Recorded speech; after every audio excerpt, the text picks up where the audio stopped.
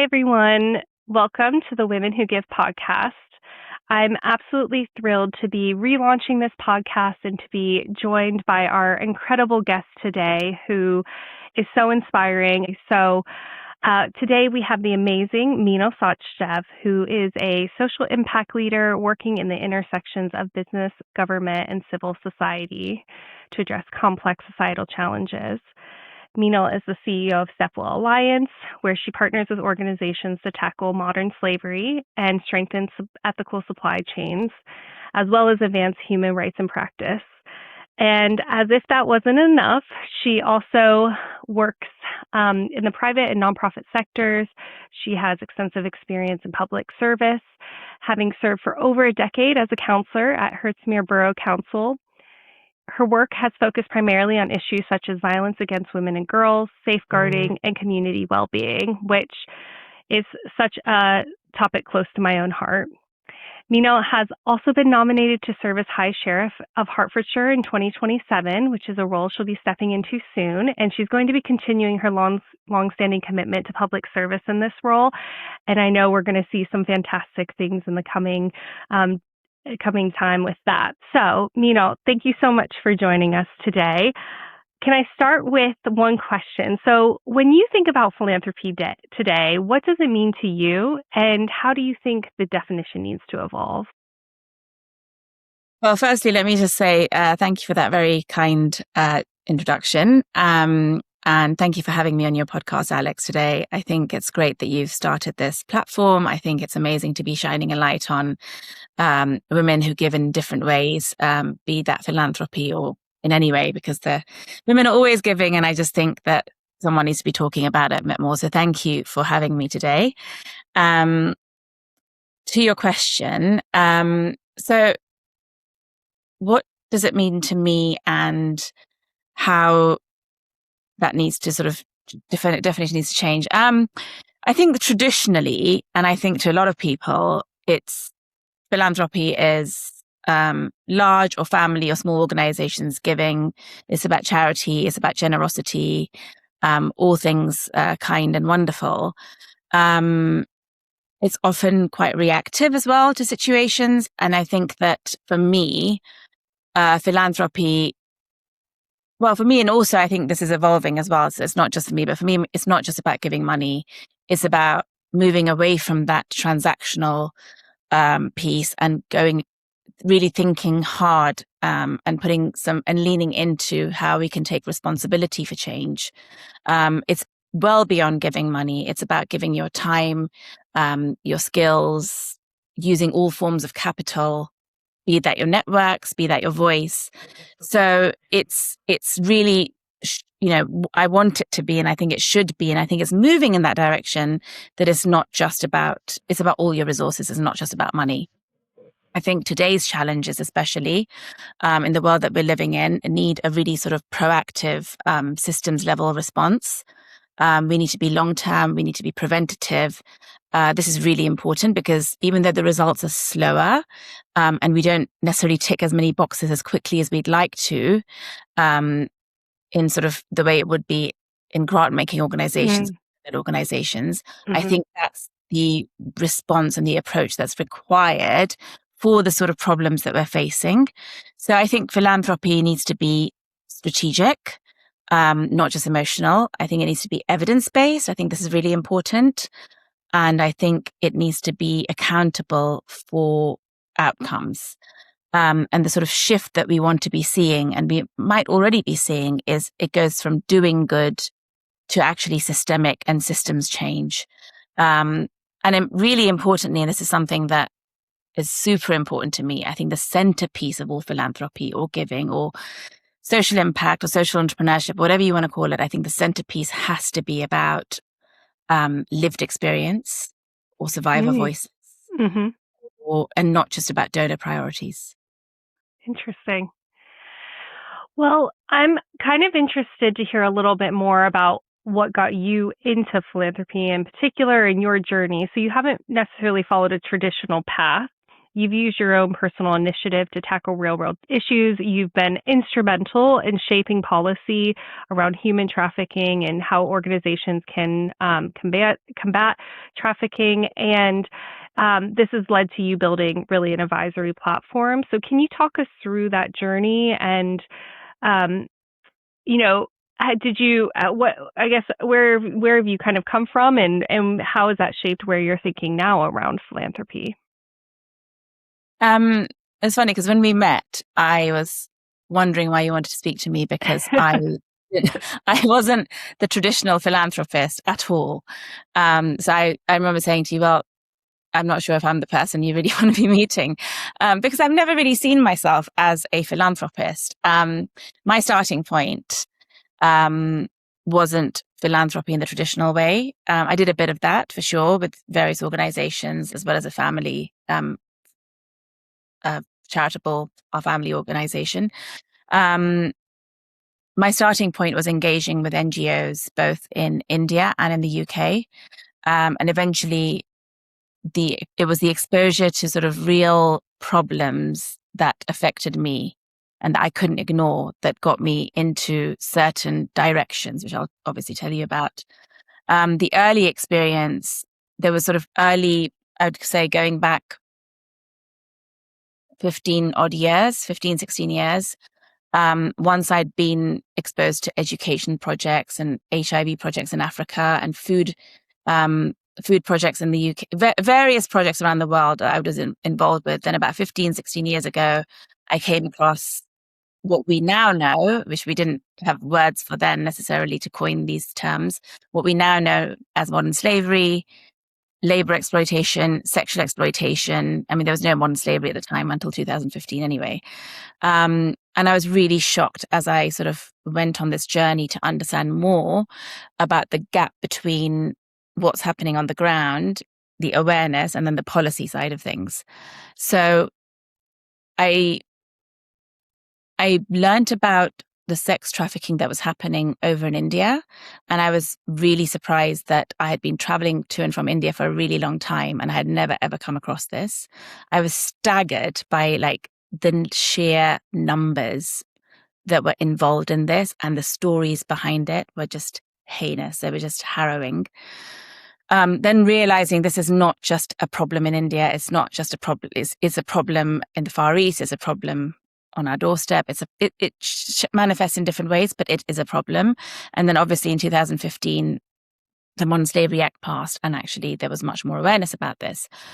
What I did is in 2015, I became a local councillor, and also there was a family-owned hospitality business as well. I looked at my own personal networks and I looked at how we could approach these issues of specifically modern slavery, sexual exploitation, labor exploitation through both the local council with my councillor hat on and through hospitality. So I basically used my personal resources networks to pilot solutions in both these areas, so both business as well as local government. I brought stakeholders together. This was through Shiva Foundation at the time, so we had a team of 5 or 6 of us doing this. We brought stakeholders together, so business, government, NGOs, to share, to learn, to hold roundtables, to create strategies, to just figure out what the gaps were. I'm sort of reducing this took years to do. And then that work eventually evolved into 2 main pieces. One was the Stop Slavery Blueprint for the hotel sector, which was launched at the UN headquarters and now is being rolled across many hotels around the world and hotel groups. Amazing. The local government side, there was the Hearts and Modern Slavery Partnership, which was 100 statutory and non-statutory agencies coming together to formulate how we can embed a response to modern slavery at the sort of core ethos of every council in this area. And then based off the success of those 2, and especially the local government one, we then went and trained other councils. We consulted with the local government organizations so we could amplify this at a much more national level.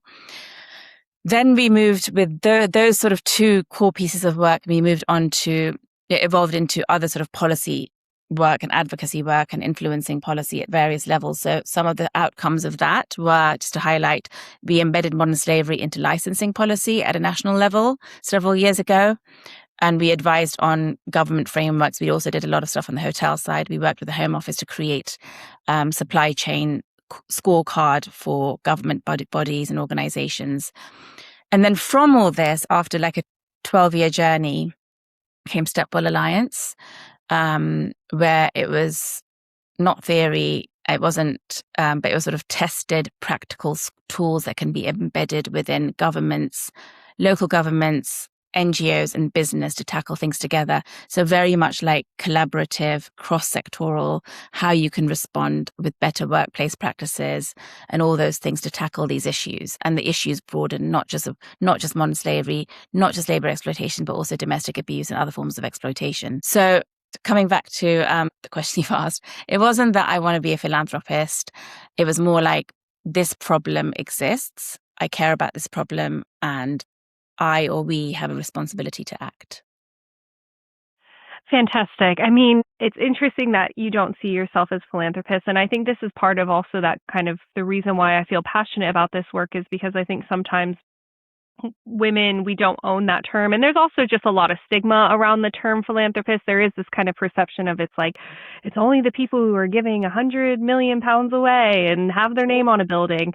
And actually, I think that women in particular, as part of our kind of economic and emancipation and ownership, is really, if you give 10 pounds away, go ahead and call yourself a philanthropist. Because I also think women are transformational in how they, and holistic.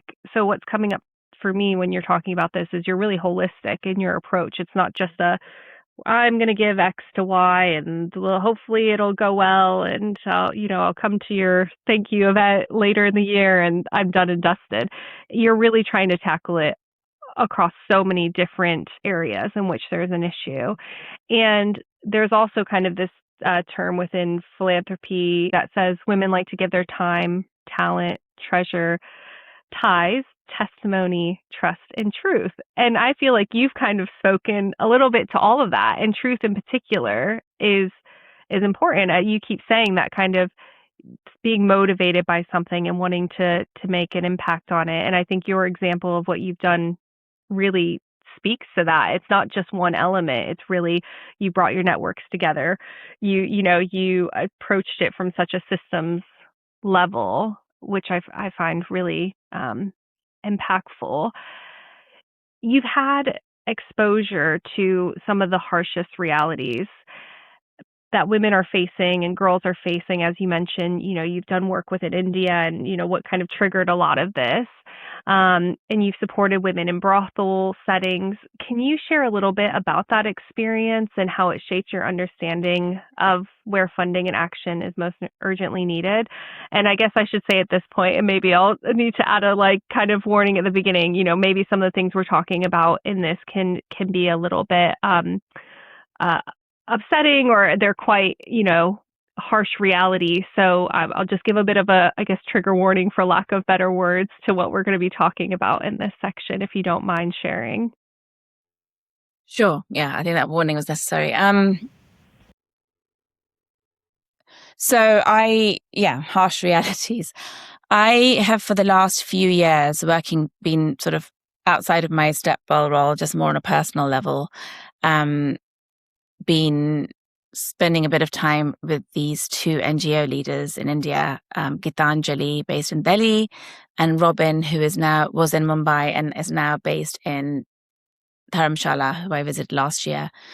Both these women are, there's no word to describe these sort of people who have given up their lives, the entirety of their lives, and dedicated it to such causes, and causes that are really, really difficult to be dealing with. Like, they're life-threatening. They could be killed for this. This is serious. And they're both young women who have, for various reasons in their lives, that they've done this, and they run organizations, and they both have very different approaches. So essentially, they are working to, I wouldn't say rescue in the traditional way, but rehabilitate sex workers and their families, and they're both doing it in very different ways. But thanks to them, I have learned a lot about sex workers, their realities, the forced nature of what they do, but also not so forced. I'll explain that in a minute.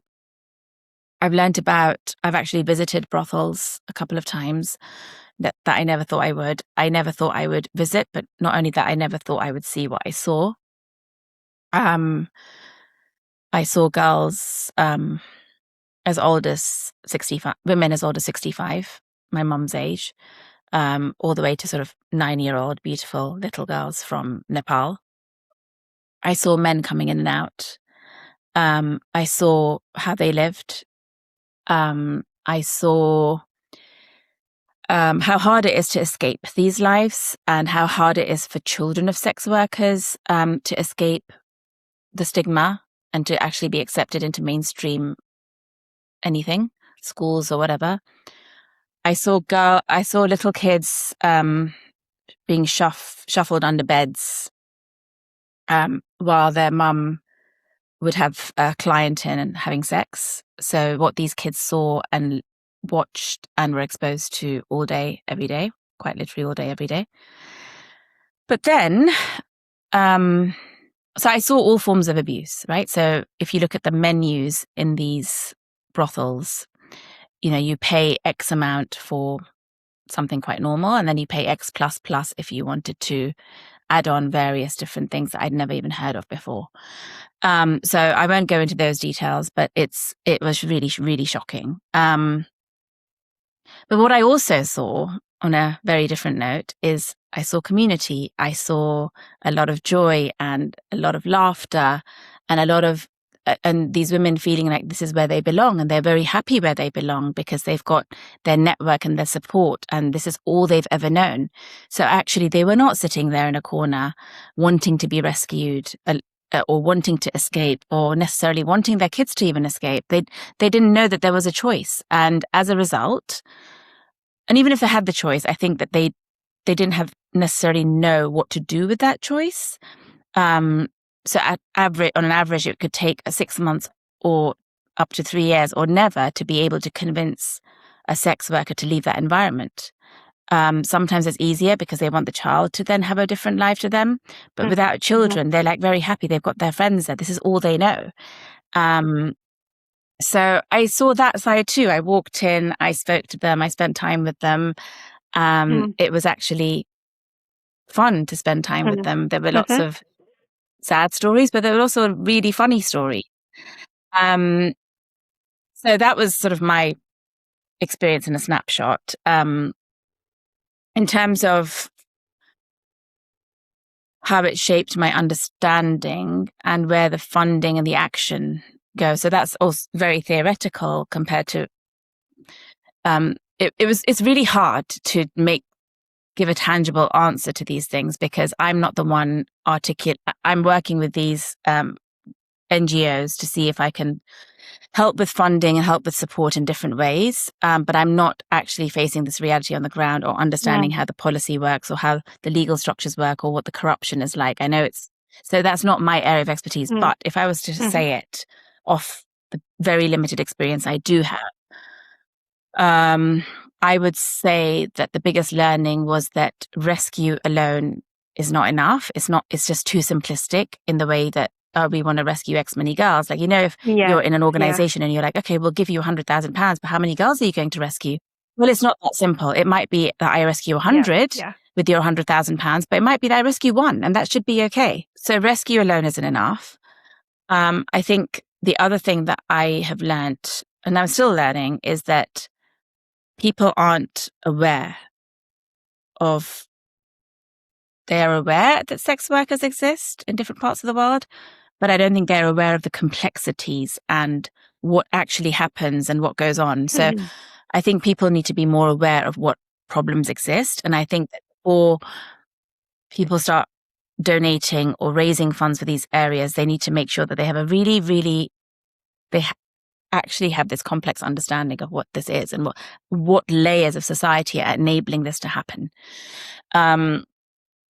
What's required, I think, is long-term support. What's required, I think, is economic alternatives, definitely systemic change, and definitely prevention, which could, as long as there's a demand for this sort of work, there will always be a supply. And therefore, prevention needs to tackle both the demand as well as the supply.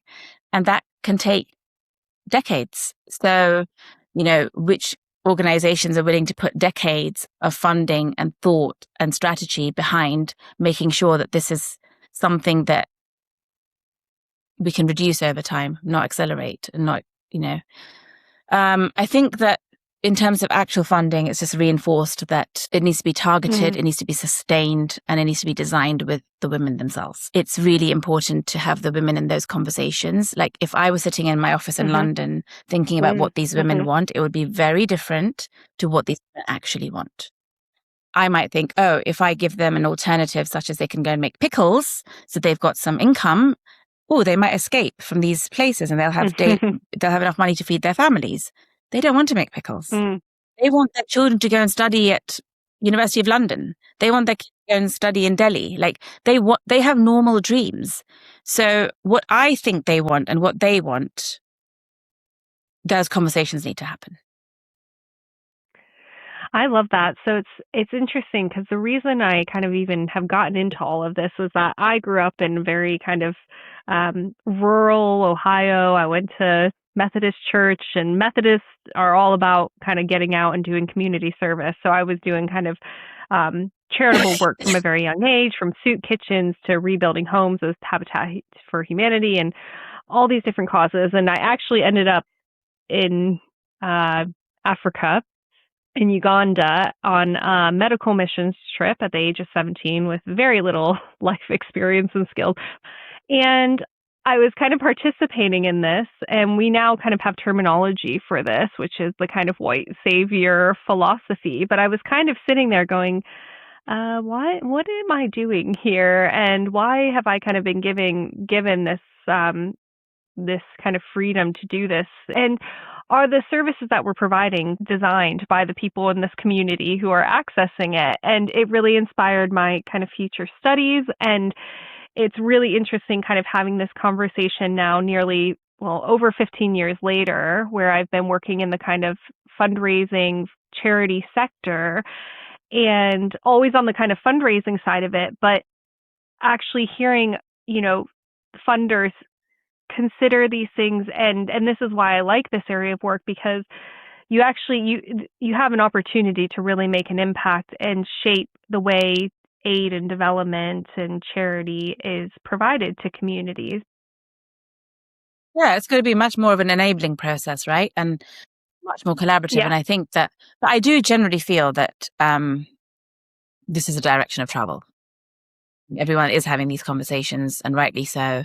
And they are correcting the old traditional forms of we know best, living in this echo chamber of like the Western models are the better models, and we'll bring everyone along our way. And I think that most people are moving away from that thought. But yeah, you're right. Like I think that the disjointedness can still be there, and it's really important. And also sometimes like people want to engage in this way, and they want to be bringing in actual voices and lived experience, but it's not always easy to either. What kind of barriers do you think are preventing women from stepping into philanthropy and into, I guess, decision-making roles more broadly? I would say let's confine it to the charity sector, because if we're looking at wider, that's a bigger conversation. But I'd be curious to hear your thoughts on that. You touched upon some of this earlier. So I think that the first barrier would be this sort of perception of philanthropy, of being about large wealth, big foundations, big money, which automatically excludes women who are already contributing or want to contribute in different ways. So it's the perception, it's that perceived definition of what philanthropy is that needs to be revisited. So how do you go about that? Second would be, I think, the sort of confidence and the visibility gap. So women often, not just charity, often underestimate the value of their influence. and of their own networks. So I think that there's generally we have to make sure that women can see that the sort of natural, just them living in their normal daily lives actually can influence various things that they could be passionate about. As you said earlier, you could be a philanthropist if you just gave £10 to somebody, made a difference to somebody's day. So it's the definition, it's the confidence level, it's control of capital, I think, sort of decision making, be it philanthropy or not. We'll obviously just stick to philanthropy, but decision making still largely sits with male dominated structures. So even if you're, as a person working in philanthropy, trying to collaborate with other sectors, like it's fairly male dominated in these sort of areas. And so there's that level of control, even within family structures, right? Like if you look at, not all families for sure, and it's definitely changing for the better, but where does the power sit sometimes within these family foundations? I think on a very base level, women are a bit more time poor. They balancing multiple roles, they're working, they've got kids, and there's sort of less access to philanthropic spaces, maybe less access to those conversations that are happening. And I also think that, and I found this back in the day when I actually entered certain philanthropic sort of spaces and conversations, I feel like these spaces feel quite exclusive and quite open. Okay. And it feels quite like hard to break down those initial barriers in these networks. I'm not sure if that's still the case, but I remember I found that quite a lot at the beginning.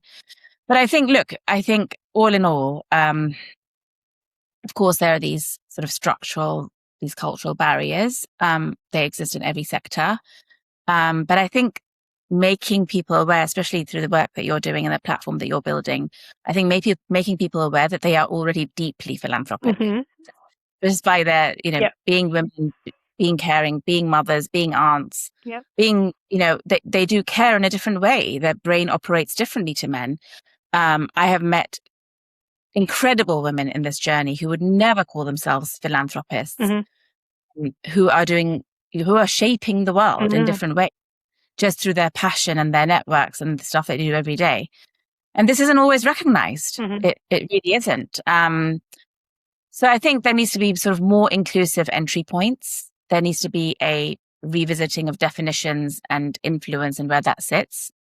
And I think overall, I'm sure everyone would agree, we need more women in decision-making roles. Yay, I love that. And you're so right. I mean, this is what I'm always saying around kind of women's visibility within philanthropy, is that 76% of household purchasing decisions are made by women in the UK, or maybe 78%, something roundabout there. And even there, you have an option. You can't make every choice kind of for the good of humanity, but there's a lot of power in that economic participation, whether you are, a lower income earning family or high income family. And then we know that also women are making decisions around philanthropy with partners as well, even if it might be a kind of male as the lead person within the kind of family structure, as you say. Women are behind them oftentimes, and organizations haven't always engaged with the whole community who is influencing those decisions. So I loved how you also said the kind of decision-making structures or something like that around wealth, because that is interesting, of thinking about, how do banks and wealth management offices and all of the services around wealth generally, and how those actually discriminate against women just by the way that they are created. So it's very interesting. So for anyone who's looking to kind of make an impact, what would your advice be in how they can kind of get involved, and what does effective and responsible philanthropy really look like to you? So incorporating some of the things that we've said already about listening, lived experience, I would say that start with the problem, not the solution. And start with giving time to the problem. Like it took me I don't know, about 2-3 years of a lot of talking and a lot of knocking on doors and a lot of round tables to actually arrive at what it is that I wanted to do and where the gaps were. I mean, if I was working for a much larger organization with a restricted amount of funding, I wouldn't have been able to do that. So I think that really helped create some of the longevity, sort of the amount of work I was able to do and amplify over time. So yeah, listen first, especially to the ones who are closest to the issue. So if it's not survivors, then it's organizations who are working directly with survivors. So just listening carefully and giving that time, and not putting time limits on that, ideally. I know that's practically a bit hard, but still, that's what the aspiration should be. I think focusing on impact and not optics is really important. I think constantly asking, again, this is one of the things we were really good at. We constantly, whether there was a few of us in the office or 2 of us in the office, we would constantly be asking ourselves, what changes as a result of our work? Or what changes as a result of this funding? And if at some point the answer stopped making sense, we would stop the work around it. Because at some point, if you're going to get information along the way, you're going to build knowledge along the way. And at some point, you've got to keep revisiting the purpose of what you're doing and going for the sake of it. So if someone else completely comes and publishes something else, or a law, or there's some sort of legal strategy that comes out and it makes your work useless at that point, well then don't carry on with it because you said because but I know, again, sometimes the structures don't allow you to do that, but I think that would be ideally great if people did that. And then thinking beyond money. So skills, partnerships, networks, influence, voices. How can you really bring in different people from different backgrounds and societies and rally them around these causes to make a difference? It just cannot sit with one sector or one individual or one body. It has to be something that you come in at different angles to actually make a difference. So it has to be 3-dimensional. And being willing to sort of fund the unsexy things, essential things such as the infrastructure, marketing, training, systems. I think that's really important for long-term change. Like we invested a lot, and not money, but just time, and we managed to find pots of funding from places for just training, just making sure that if this current iteration of the council and departments understand this through training, well, actually let's embed it into the longer term system so that everybody who onboards is part of their training. That's not something that donors might think is a great thing to do, but actually that's really important for work to survive, not to have it repeated every time people leave. Collaborate, I think, again, not working in silos, which I just mentioned. I think measuring outcomes is really important. So even if it's very simple tracking, I think it's really important to measure outcomes in the best way possible. That's not to say that you've got to stick to those, but again, find ways of measuring impact. And then finally, I think that to create lasting change, you've got to be in it for the long term. No lasting change is going to be created in one cycle of funding, 3 to 5 years, 2 to 3 years. These are all very, very short periods of time, unless you're doing something quite simplistic. If you're looking at much bigger problems, then be a bit long-term about it. So many interesting pieces there, and I feel like we might need to get you in for a second session around, I think, outcomes in particular, from the funding side of it, when we're trying to connect individuals with causes. I remember that kind of process of having to, how do you identify, or how do you create outcome metrics, and what does that look like, and what's actually relevant, and kind of, it would be really interesting to hear your experience of kind of going in depth with that. And also, I guess, how you I think what you said time and time again is really about, I think, the pace of it. And again, I think this is why women, from my perspective, are sometimes left out of the kind of conversation around philanthropy, is that from the kind of, relationships I've had with other women philanthropists, and from colleagues who work in this space and work with women philanthropists, and research that's come out of the US, really, who kind of have looked at how women give. Women like to go in depth. They like to understand the topic, and you like to have impact, deep systemic impact, not a short term, even 3 years in our kind of sector is standard practice, and that's like deemed as like good. That's like the best.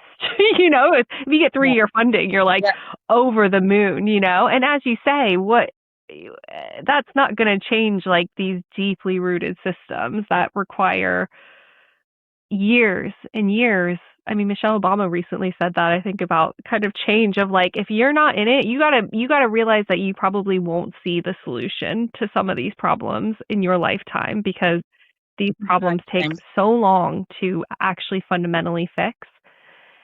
But we still operate in a very, from the charity, speaking from the charity perspective or the higher education or wherever, on these very short timelines of needing to see results immediately. And it, if you really do want to see that impact and you're interested in kind of developing those relationships and taking things slow, are you going to be having conversations like this, or are you going to try to get a gift that's quick and over the line and allows you to reach your budget for the year? And don't you think that this is all reinforced by the sort of power dynamic at play? Oh, absolutely.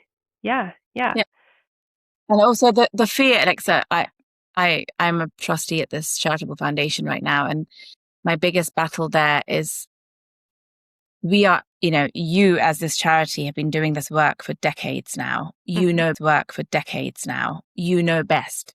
As in, take it from me, you know best about the organizations, the area, all the problems. But yet you are afraid of having conversations with your donors about being long term or measuring impact like this, because you don't want to you just don't want to lose them. But actually, why are you going to lose them? They should believe that you know best, and you should be able to take them on a journey with you. All idealistic, I know, but we've done it. I remember with some of the blueprint work that we did in the hotel sector with modern slavery, our team was really afraid of talking to the suppliers about modern slavery within their supply chains. And so they kept saying, look, we'll look at our supply chains, but we don't need to talk to our suppliers about their supply chains. Like, they'll think we're criticizing them and they'll think this. And I was like, okay, but it's down to how you communicate that, right? We can't do our work unless that work is being done by them. And if they can see that we are on a journey, they might want to mimic that journey. So this conversation just within our internal team took about 6 months. 6 months of like this email just sitting there and not going. In the end, we did it. And in the end, we had the most amazing response and everybody came on board. So it's also that fear of like, okay, we can't do this, but you can do these things. At least try and do them, because ultimately you're not doing it for yourself. You're doing it to serve the cause in the most effective way possible. And if you really care about that cause, you've got to have the tough conversations. Absolutely. I couldn't agree more. And I definitely say this to, colleagues in the sector of, I think in fundraising, we have to, there's no point sugarcoating things. It's absolutely not going to go anywhere. I don't know.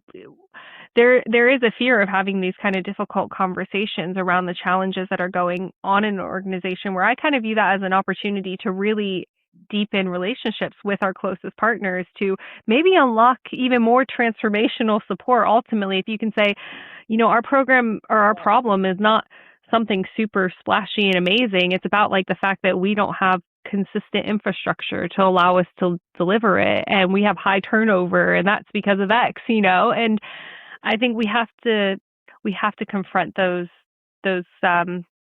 we have to go into those conversations in a brave way, as you say, in order to really see some change. So I hope that, and I know there's a lot of philanthropists in the UK who are advocating for, I think, better practice within philanthropy and more ambitious philanthropy. So I hope that they set the tone for it moving forward. So our last question is, what's next for you? What's next? So yeah, I've left politics after 11 years because I am assuming, as you said, I'm the nominated High Sheriff for Hertfordshire next year, and you've got to give up your political role when of that. So I had to leave. Not a time to leave, but anyway, I'm quite excited about this role, albeit it's a ceremonial role. But every High Sheriff, most High Sheriffs, apart from wearing their hats with their feathers and their boots and carrying a sword. They have a theme for the year. So they create a platform, they have a theme for the year, and they raise funds throughout the year during various events that they have to host for selected charities across their themes. So it's a real honor to be doing this. And I am already preparing so that I can hit the ground running next March, April, whenever I assume the role. And I won't give you too many details, but I know that I am going to be setting up a Women and Girls Fund for Hertfordshire. And I know that I want to be really working, again, in a collaborative way, which I've always, I think, been quite good at, in a collaborative way with the main stakeholders in the whole county, on opportunities that first to just understand the good work that's happening, because a lot of good work is happening, and then understanding what people feel is the way forward, or where the gaps are, or where there's issues with funding and challenges, and figuring out like 2 or 3 outcomes that we can actually achieve together in that 1 year. It could be sort of the intersection of technology and AI and digital things for women, and enabling women to shape these outcomes themselves. I'm not quite sure in terms of what these outcomes will be, because it depends on everyone coming together and having these conversations, which will happen later on this year. But I do know that I want it to be something that everybody's very proud of achieving. I want it to be something that can then be amplified across other counties, across the country, potentially across the world. I really believe in not just doing things that cannot then be replicated in the most sustainable way possible, if you're going to be putting that sort of work into things. And I want to keep looking at various issues, from exploitation, sexual exploitation, the impact of digital things on young women, girls, the manosphere, all these things that we're talking about. But, domestic abuse is a big one. Like that's the highest form of crime in most counties right now. That's where a lot of money is going in, but actually it's increasing. Why is that increasing? There's a lot of questions to be asked. So I'm going to hopefully have these roundtables and replicate some of what I did going back 15 years with modern slavery, with various stakeholders, with ambassadors, and with people who can actually influence. And I'm really excited about what lies ahead. And hopefully if it's successful, we will make sure that the fund continues well beyond my high share of fear. Amazing. I feel just so pleased that there are people like you working on these issues and really helping to use your expertise that you've, acquired through that initial process and now applying it to another kind of arena. So good luck in this next journey that you're on. And thank you for all the amazing work that you're doing to support women's empowerment here in the UK and really across the globe. So thank you so much for your time today as well. I've really enjoyed this conversation. I could talk to you for hours. And yeah, we'll have to maybe have a catch up at some point, but thank you again. And we look forward to following your amazing work to come. Thanks, Alex. And thanks for letting me share my story today. Thanks.